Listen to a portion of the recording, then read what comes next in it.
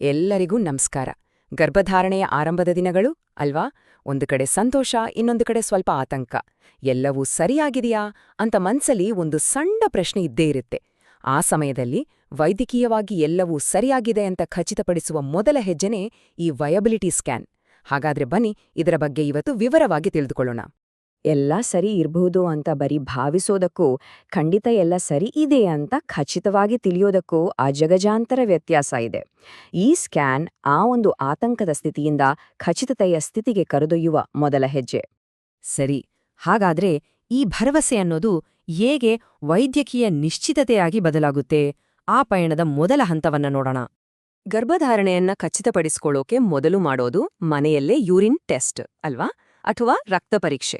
ಇದನ್ನ ನಾವು chemical reality ಅಂದ್ರೆ ರಾಸಾಯನಿಕ ವಾಸ್ತವ ಅನ್ಬೋದು, ಯಾಕಂದ್ರೆ ಇದು ಹಾರ್ಮೋನ್ಗಳನ್ನ ಆಧರಿಸಿರುತ್ತೆ. ಆದ್ರೆ ವಯಬಿಲಿಟಿ ಸ್ಕ್ಯಾನ್ ಇದಕ್ಕಿಂತ ಒಂದು ಹೆಜ್ಜೆ ಮುಂದೆ ಹೋಗಿ ಗರ್ಭವನ್ನ ಕಣ್ಣಾರೆ ನೋಡುವ ಮೂಲಕ ಅದನ್ನ ಕ್ಲಿನಿಕಲ್ ರಿಯಾಲಿಟಿ ಅಂದ್ರೆ ವೈದ್ಯಕೀಯ ವಾಸ್ತವವಾಗಿ ಬದಲಾಯಿಸುತ್ತೆ. ಈ ಸ್ಕ್ಯಾನ್ ಕೇವಲ ಗರ್ಭಧಾರಣೆಯನ್ನ ದೃಢೀಕರಿಸುವುದಷ್ಟೇ ಅಲ್ಲ, ಅದಕ್ಕಿಂತ ಮುಖ್ಯವಾಗಿ ಮನಸ್ಸಲ್ಲಿ ಕಾಡುವ 2 ಅತಿ ಮುಖ್ಯ ಪ್ರಶ್ನೆಗಳಿಗೆ ಉತ್ತರ ಕೊಡುತ್ತೆ. ಯಾವುದು ಆ ಪ್ರಶ್ನೆಗಳು ಅಂತ ನೋಡೋಣ. ಈ ಮೊದಲ ಸ್ಕ್ಯಾನ್ನ ಮುಖ್ಯ ಉದ್ದೇಶಗಳು 2. ಮೊದಲನೇದು ಮತ್ತು ಅತಿ ಮುಖ್ಯವಾದದ್ದು, ಗರ್ಭ ಸರಿಯಾದ ಜಾಗದಲ್ಲಿ ಇದೆಯಾ, ಅಂದರೆ ಸೇಫ್ ಆದ ಗರ್ಭಾಶಯದಲ್ಲಿ ಇದೆಯಾ. ಎರಡನೇದು, ಭ್ರೂಣಗೆ ಜೀವ ಇದೆಯಾ, ಅಂದ್ರೆ ಹಾರ್ಟ್ ಬೀಟ್ ಶುರುವಾಗಿದೆಯಾ. ಈ 2 ಪ್ರಶ್ನೆಗಳಿಗೆ ಉತ್ತರ ಸಿಕ್ಕಿದ್ರೆ ಅರ್ಧ ಚಿಂತೆ ಕಳೆದ ಹಾಗೆ. ಗರ್ಭದ ಸ್ಥಳದ ಪ್ರಾಮುಖ್ಯತೆಯನ್ನ ಅರ್ಥ ಮಾಡ್ಕೊಳ್ಳೋಕೆ ಒಂದು ಸಿಂಪಲ್ ಉದಾಹರಣೆ ಇದೆ ನೋಡಿ. ಗರ್ಭ ಅನ್ನೋದು ಒಂದು ಅಮೂಲ್ಯವಾದ ಬೀಜ ಅನ್ಕೊಡಿ. ಆ ಬೀಜ ಚೆನ್ನಾಗ್ ಬೆಳೆಯೋಕೆ ಫಲವತ್ತಾದ ಮಣ್ಣು ಬೇಕು ಅಲ್ವಾ? ಆ ಮಣ್ಣೇ ನಮ್ಮ ಗರ್ಭಾಶಯ. ಆದ್ರೆ ಕೆಲವೊಮ್ಮೆ ಆ ಬೀಜ ಮಣ್ಣು ಸೇರೋಕೆ ಮುಂಚೆ ದಾರಿಯಲ್ಲಿರೋ ಪೈಪ್ಲೈನ್ ಅಂದ್ರೆ ಫೆಲೋಪಿಯನ್ ಟ್ಯೂಬ್ನಲ್ಲೇ ಸಿಕ್ಕಾಕೊಳ್ಬೋದು. ಇದು ತುಂಬಾನೇ ಅಪಾಯಕಾರಿ. ಹೀಗೆ ಗರ್ಭಾಶಯದ ಹೊರಗೆ ಅಂದ್ರೆ ಹೆಚ್ಚಾಗಿ ಫೆಲೋಪಿಯನ್ ಟ್ಯೂಬ್ನಲ್ಲಿ ಗರ್ಭ ಬೆಳೆಯೋದನ್ನೇ ಎಕ್ಟೋಪಿಕ್ ಪ್ರೆಗ್ನೆನ್ಸಿ ಅಂತ ಕರೆಯೋದು.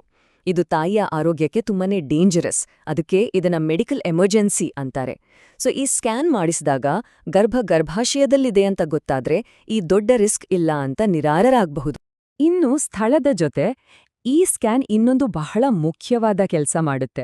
ಅದೇನು ಅಂದ್ರೆ ಗರ್ಭಧಾರಣೆಯ ನಿಖರವಾದ ದಿನಾಂಕವನ್ನ ನಿರ್ಧರಿಸೋದು. ಯಾಕಂದ್ರೆ 6ರಿಂದ 9 ವಾರಗಳ ನಡುವೆ ಎಲ್ಲ ಭ್ರೂಣಗಳ ಬೆಳವಣಿಗೆಯ ವೇಗ ಹೆಚ್ಚು ಕಡಿಮೆ ಒಂದೇ ರೀತಿ ಇರುತ್ತೆ. ಹಾಗಾಗಿ ಈ ಟೈಮ್ನಲ್ಲಿ ಮಾಡುವ ಡೇಟಿಂಗ್ ಸ್ಕ್ಯಾನ್ ಅನ್ನೋದು ಒಂದು ಗೋಲ್ಡ್ ಸ್ಟ್ಯಾಂಡರ್ಡ್ ಇದ್ದ ಹಾಗೆ. ಇದು ಮುಂದೆ ಮಗುವಿನ ಬೆಳವಣಿಗೆಯ ಬಗ್ಗೆ ಅನಾವಶ್ಯಕ ಗೊಂದಲಗಳು ಬರದ ಹಾಗೆ ನೋಡ್ಕೊಳ್ಳುತ್ತೆ. ಓಕೆ, ಈ ಸ್ಕ್ಯಾನ್ ಯಾಕೆ ಇಷ್ಟು ಮುಖ್ಯ ಅಂತ ಈಗ ಗೊತ್ತಾಯ್ತು. ಹಾಗಾದ್ರೆ ಸ್ಕ್ಯಾನ್ ದಿನದಂದು ಏನಾಗುತ್ತೆ? ಅದಕ್ಕೆ ತಯಾರಿ ಹೇಗಿರ್ಬೇಕು? ಬನ್ನಿ ನೋಡೋಣ. ಟೈಮಿಂಗ್ ಇದು ತುಂಬಾನೇ ಮುಖ್ಯ. ತುಂಬಾ ಬೇಗ ಅಂದ್ರೆ 5ನೇ ವಾರದಲ್ಲೇ ಸ್ಕ್ಯಾನ್ ಮಾಡಿಸಿದ್ರೆ ಏನೂ ಕಾಣಿಸ್ದೇ ಇರೋ ಸಾಧ್ಯತೆ ಇರುತ್ತೆ. ಇದರಿಂದ ಸುಮ್ನೆ ಟೆನ್ಷನ್ ಆಗುತ್ತೆ.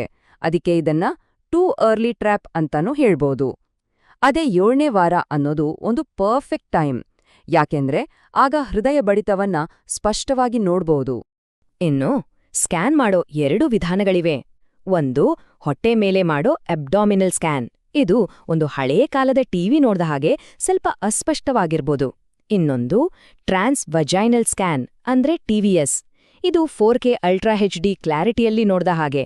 ಯಾಕಂದ್ರೆ ಪ್ರೋಬ್ ಗರ್ಭಾಶಯಕ್ಕೆ ಹತ್ರದಲ್ಲಿರೋದ್ರಿಂದ ಪ್ರತಿಯೊಂದು ಡೀಟೇಲ್ ಕೂಡ ತುಂಬನೇ ಸ್ಪಷ್ಟವಾಗಿ ಕಾಣಿಸುತ್ತೆ. ತಯಾರಿ ತುಂಬಾ ಸಿಂಪಲ್, ಆದ್ರೆ 2ಕ್ಕೂ ಬೇರೆ ಬೇರೆ ರೀತಿ ಇದೆ. ಹೊಟ್ಟೆ ಮೇಲಿನ ಸ್ಕ್ಯಾನ್ಗೆ ಮೂತ್ರಕೋಶ ತುಂಬಿರ್ಬೇಕು. ಅದಕ್ಕೆ ಸ್ಕ್ಯಾನ್ಗೆ 1 ಗಂಟೆ ಮುಂಚೆ ನೀರು ಕುಡಿದು ಯೂರಿನ್ ಪಾಸ್ ಮಾಡಬಾರ್ದು. ಆದ್ರೆ TVS ಸ್ಕ್ಯಾನ್ಗೆ ಇದಕ್ಕೆ ತದ್ವಿರುದ್ಧ. ಸ್ಕ್ಯಾನ್ ಮಾಡಿಸೋಕೆ ಸ್ವಲ್ಪ ಮುಂಚೆ ಬ್ಲ್ಯಾಡರನ್ನ ಪೂರ್ತಿಯಾಗಿ ಖಾಲಿ ಮಾಡಬೇಕು. ಸ್ಕ್ಯಾನ್ ಅಪಾಯಿಂಟ್ಮೆಂಟ್ ಡೇಟ್ ಬರೋವರೆಗೂ ಕಾಯ್ತಿರುವಾಗ ಕೆಲವು ಎಚ್ಚರಿಕೆಯ ಸೂಚನೆಗಳನ್ನ ಗಮನದಲ್ಲಿಟ್ಕೊಳ್ಳೋದು ಬಹಳ ಮುಖ್ಯ. ಒಂದು ವೇಳೆ ಹೊಟ್ಟೆಯ ಒಂದು ಬದಿಯಲ್ಲಿ ತೀವ್ರವಾದ ನೋವು, ಹೆಚ್ಚು ರಕ್ತಸ್ರಾವ ಅಥವಾ ಭುಜದ ತುದಿಯಲ್ಲಿ ಚುಚ್ಚಿದ ಹಾಗೆ ನೋವು ಕಾಣಿಸ್ಕೊಂಡ್ರೆ ದಯವಿಟ್ಟು ಕಾಯ್ಬೇಡಿ. ತಕ್ಷಣವೇ ವೈದ್ಯರನ್ನ ಅಥವಾ ಹತ್ತಿರದ ಆಸ್ಪತ್ರೆಯನ್ನ ಸಂಪರ್ಕಿಸಿ. ಇದನ್ನ ಯಾವತ್ತೂ ನಿರ್ಲಕ್ಷಿಸಬಾರ್ದು. ಸರಿ, ಈಗ ಈ ಸ್ಕ್ಯಾನ್ ಬಗ್ಗೆ ಇರುವ ಕೆಲವು ತಪ್ಪು ತಿಳುವಳಿಕೆಗಳ ಬಗ್ಗೆ ಮಾತಾಡೋಣ. ಯಾಕಂದ್ರೆ ಈ ತಪ್ಪು ಕಲ್ಪನೆಗಳು ಸುಮ್ಮನೆ ಭಯ ಹುಟ್ಟಿಸ್ತವೆ. ಸೊ ಯಾವುದು ಮಿಥ್, ಯಾವುದು ಸತ್ಯ ಅಂತ ನೋಡೋಣ. ಮೊದಲ್ನೇ ಮತ್ತು ಎಲ್ಲರಿಗೂ ಕಾಡೋ ಭಯ TVS ಅಂದ್ರೆ ಆಂತರಿಕ ಸ್ಕ್ಯಾನ್ನಿಂದ ಮಗುವಿಗೆ ತೊಂದ್ರೆ ಆಗುತ್ತಾ ಅಂತ. ಉತ್ತರ ಖಂಡಿತ ಇಲ್ಲ. ಇದು ಸಂಪೂರ್ಣ ಸುಳ್ಳು.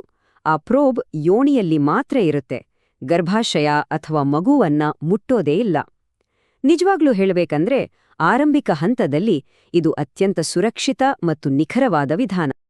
ಇನ್ನೊಂದು ಕೇಳಿರ್ತೀರಾ, ಹಾರ್ಟ್ ಬೀಟ್ ಜೋರಾಗಿದ್ರೆ ಹೆಣ್ಣುಮಗು, ನಿಧಾನವಾಗಿದ್ರೆ ಗಂಡುಮಗು ಅಂತ. ಇದಕ್ಕೆ ಯಾವುದೇ ವೈಜ್ಞಾನಿಕ ಆಧಾರ ಇಲ್ಲ, ಝೀರೋ ಎವಿಡೆನ್ಸ್. ನಿಜವಾಗಿ ಹೃದಯ ಬಡಿತದ ವೇಗ ಅನ್ನೋದು ಭ್ರೂಣದ ವಯಸ್ಸು ಮತ್ತು ಅದರ ಬೆಳವಣಿಗೆಯ ಮೇಲೆ ನಿಂತಿರುತ್ತೆ, ಲಿಂಗದ ಮೇಲಲ್ಲ. ಇದು ತುಂಬಾ ಇಂಪಾರ್ಟೆಂಟ್ ಪಾಯಿಂಟ್. 6ನೇ ವಾರದಲ್ಲೇ ಸ್ಕ್ಯಾನ್ ಮಾಡಿದಾಗ ಹೃದಯ ಬಡಿತ ಕಾಣಿಸಲಿಲ್ಲ ಅಂದ್ರೆ ಅದನ್ನೇ ಕೊನೆ ಅಂತ ತೀರ್ಮಾನಿಸಬಾರ್ದು. ಯಾಕಂದ್ರೆ ಕೆಲವೊಮ್ಮೆ ಓವ್ಯುಲೇಷನ್ ತಡವಾಗಿರ್ಬೋದು, ಅಂದ್ರೆ ಗರ್ಭ ನಾವು ಅಂದ್ಕೊಂಡಿದ್ದಕ್ಕಿಂತ ಚಿಕ್ಕದಿರ್ಬೋದು. ಅದಕ್ಕೆ ಡಾಕ್ಟರ್ಸ್ 7-ಡೇ ವೇಟ್ ರೂಲ್ ಫಾಲೋ ಮಾಡ್ತಾರೆ.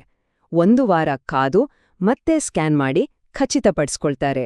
ಸರಿ, ಇದೆಲ್ಲದರ ನಂತರ ಈ ವಿವರಣೆಯ ಕೊನೆಯ ಮತ್ತು ಅತ್ಯಂತ ಧೈರ್ಯ ತುಂಬುವ ಭಾಗಕ್ಕೆ ಬರೋಣ. ಅದೇನು ಅಂದ್ರೆ ಡೇಟಾ ಅಥವಾ ಅಂಕಿಅಂಶಗಳು ನೀಡುವ ಭರವಸೆ. 7ನೇ ವಾರ ಆಗುವಷ್ಟರಲ್ಲಿ ಭ್ರೂಣದ ಹಾರ್ಟ್ ಬೀಟ್ ನಿಮಿಷಕ್ಕೆ 100ಕ್ಕಿಂತ ಹೆಚ್ಚಿದ್ರೆ ಅದೊಂದು ಅತ್ಯುತ್ತಮ ಸಂಕೇತ. ವೈದ್ಯಕೀಯವಾಗಿ ಇದು ಗರ್ಭಧಾರಣೆ ಆರೋಗ್ಯಕರವಾಗಿ ಮುಂದುವರಿಯುತ್ತೆ ಅನ್ನೋದಕ್ಕೆ ಸಿಗುವ ಅತ್ಯಂತ ಬಲವಾದ ಸೂಚನೆ. ಈ ಚಾರ್ಟ್ ನೋಡಿ, ಇದು ಆ ಮಾತಿಗೆ ಒಂದು ಅಂಕಿಅಂಶದ ಸಾಕ್ಷಿ ಕೊಡುತ್ತೆ. ಸಾಮಾನ್ಯವಾಗಿ ಮೊದಲನೇ ತ್ರೈಮಾಸಿಕದಲ್ಲಿ ಗರ್ಭಪಾತದ ರಿಸ್ಕ್ ಸ್ವಲ್ಪ ಇರುತ್ತೆ, ಆದ್ರೆ ಒಮ್ಮೆ 8ನೇ ವಾರದಲ್ಲಿ ಒಂದು ಸ್ಟ್ರಾಂಗ್ ಹಾರ್ಟ್ ಬೀಟ್ ಕನ್ಫರ್ಮ್ ಆದ್ರೆ ಆ ರಿಸ್ಕ್ ದೊಡ್ಡ ಮಟ್ಟದಲ್ಲಿ ಕಡಿಮೆ ಆಗುತ್ತೆ. ಅಂದ್ರೆ 5%ಗಿಂತನೂ ಕಡಿಮೆ ಆಗ್ಬಿಡುತ್ತೆ. ಇದೆಷ್ಟು ದೊಡ್ಡ ರಿಲೀಫ್ ಕೊಡುತ್ತಲ್ವಾ? ಹಾಗಾಗಿ ಕೊನೆಯದಾಗಿ ಹೇಳೋದಾದ್ರೆ, ಈ ವೈಬಿಲಿಟಿ ಸ್ಕ್ಯಾನ್ ಕೇವಲ ಒಂದು ಮೆಡಿಕಲ್ ಟೆಸ್ಟ್ ಅಲ್ಲ. ಇದು ಗರ್ಭಾವಸ್ಥೆಯ ಆರಂಭದ ಆತಂಕವನ್ನ ಕಡಿಮೆ ಮಾಡಿ ಒಂದು ಖಚಿತತೆ ಮತ್ತು ಧೈರ್ಯವನ್ನ ತುಂಬುವ ಮೊದಲ ಮೈಲಿಗಲ್ಲು. ಈ ಸ್ಕ್ಯಾನ್ ಮೇಲೆ ನಂಬಿಕೆ ಇಡಿ. ಇದು ಮುಂದಿನ ಪಯಣಕ್ಕೆ ಒಂದು ಧನಾತ್ಮಕವಾದ ಆರಂಭ.